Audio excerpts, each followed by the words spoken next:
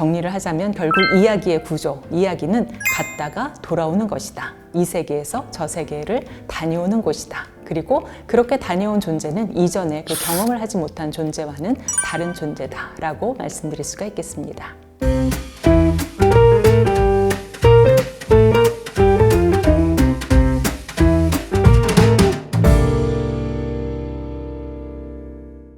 안녕하세요. 저는 CBS 음악 FM에서 신지혜의 영화음악을 25년간 제작하고 진행해온 전 아나운서 신지혜입니다. 반갑습니다.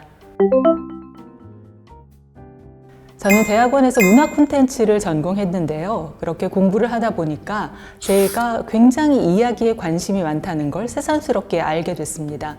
이야기 자체도 매력적이지만 이야기의 구조라든지 그 이야기가 후대에 어떻게 재생산이 되고 재해석이 되고 또 어떻게 확장되는지 굉장히 재미있는 그런 구석이 많더라고요. 그래서 저는 이 시간 여러분께 책을 중심으로 이야기에 대한 이야기를 해드리려고 합니다. 네, 그 부분에 대해서 말씀을 드리려면 일단 1980년대에 이야기를 해드려야 될 것 같아요.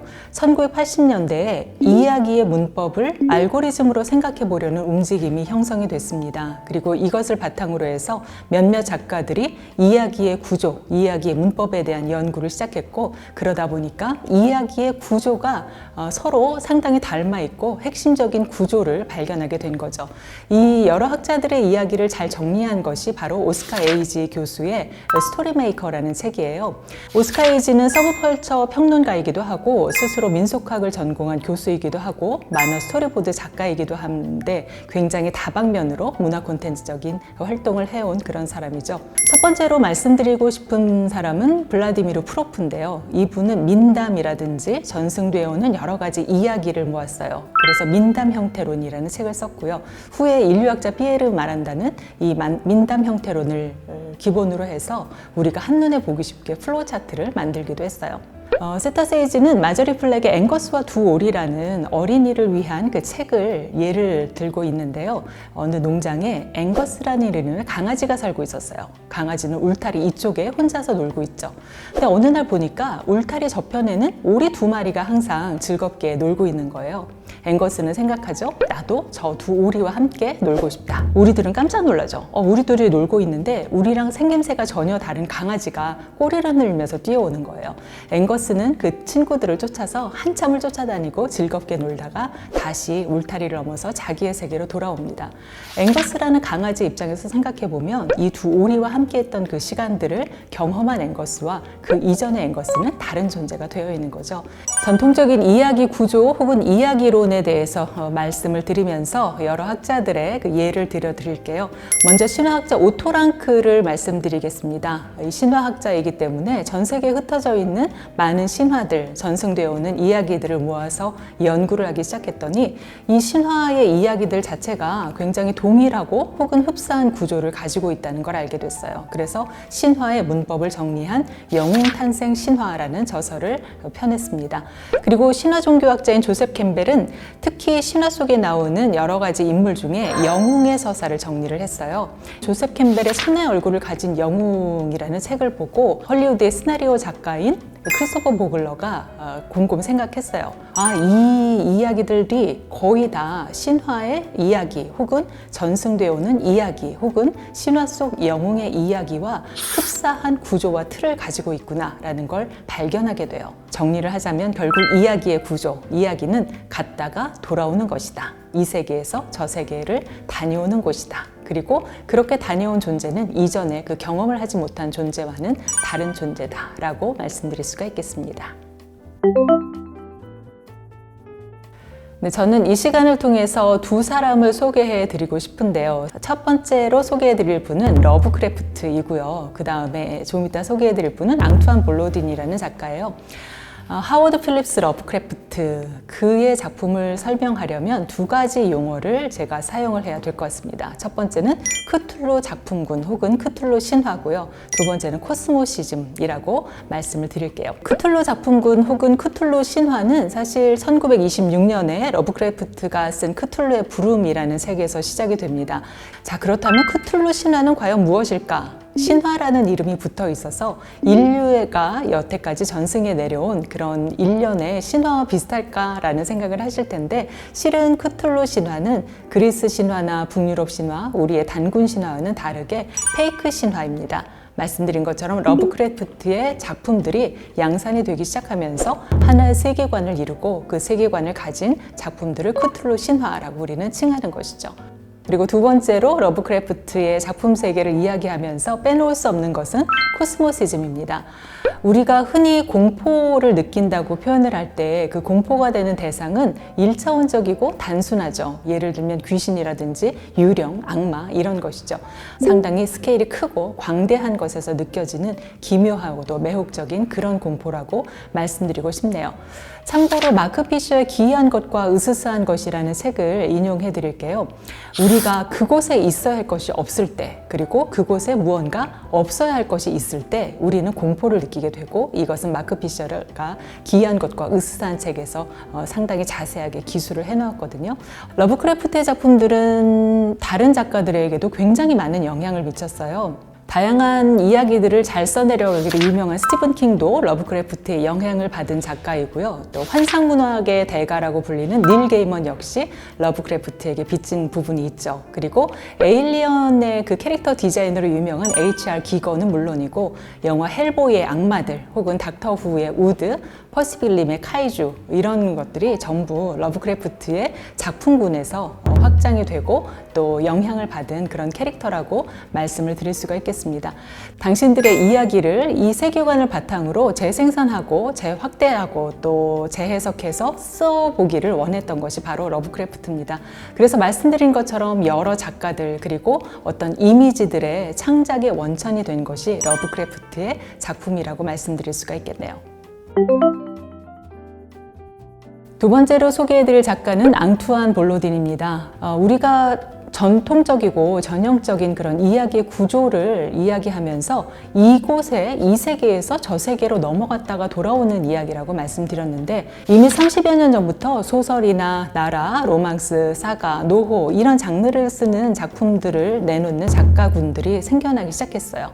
포스트 엑조티시즘은 바로 이런 작가군을 이야기합니다. 그러니까 어떤 문학 사조라든지 문학의 경향을, 필체를 이야기하는 것이 아니라 작가군을 이야기하는 것이죠. 1990년대 초에 볼로딘이 인터뷰를 하다가 질문을 받죠. 도대체 당신의 이 소설의 작품의 장르는 무엇입니까? 그러자 볼로딘은 포스트 엑조티시즘입니다 라고 얘기를 하면서 이런 이야기를 한 거예요. 볼로딘의 작품은 다른 세계를 향하는 다른 세계의 문학이다 라고 말씀을 드렸는데, 실제로 앙투안 볼로딘도 자신들의 이 작품은 다른 곳에서 시작돼서 다른 곳으로 향하는 문학이다 라고 얘기를 해요. 그래서 서술자, 즉 우리가 흔히 얘기하는 그 이야기의 주인공일 텐데, 그 서술자와 픽션 사이에 그 어떤 국가적인 연관이나 지리적인 연관, 역사적인 연관을 모두 사라지게 만드는 것을 지향하는 문학이 바로 포스트 엑조티시즘이에요. 그리고 볼로딘을 이야기하면서 또 하나의 개념으로 초서술자의 개념을 말씀드려야겠습니다. 초서술자 역시 볼로딘의 개념이고 볼로딘이 만들어낸 신조어예요. 쉽게 얘기하면 구술자라고 말씀드릴 수가 있겠는데, 앙투안 볼로딘 스스로가 자신은 이런 초서술자들의 대변인이라고 말을 했습니다. 정리를 하자면 초서술자의 개념은 그래서 실제로 존재하는 어떤 구술자들을 이야기하는 것이 아니라 포스트 엑조티시즘의 핵심적인 발화 전략이고 저자의 전략이라고 말씀드릴 수가 있겠네요. 일단 이 시간을 통해서 소개해드린 러브크래프트나 앙투안 볼로딘은 자신만의 필체 또 문학 세계를 구축하려는 치열함이 있는 사람들이라고 말씀드릴 수 있습니다. 그 중에서도 제가 이 두 사람을 소개해드린 이유는 이런 치열함 외에 몇 가지 이유가 있는데요. 하나는 그들이 가진 방대한 세계관 그리고 구축해낸 문학 세계 자체가 우리에게 낯선 것이기 때문에 오히려 그 낯설미 우리의 상상을 자극한다는 면에서 이 두 사람을 소개해 드렸습니다. 우리가 상상하는 것이 현실이 되어 온 것일까? 아니면 현실을 바탕으로 했을 때만 우리의 상상이 가능한 것일까? 하지만 지금 소개해드린 러브크래프트나 앙투안 볼로딘 외에 여러 작가들의 작품을 보면서 우리의 현실을 뛰어넘는 상상이 가능하겠다는 생각을 했고요.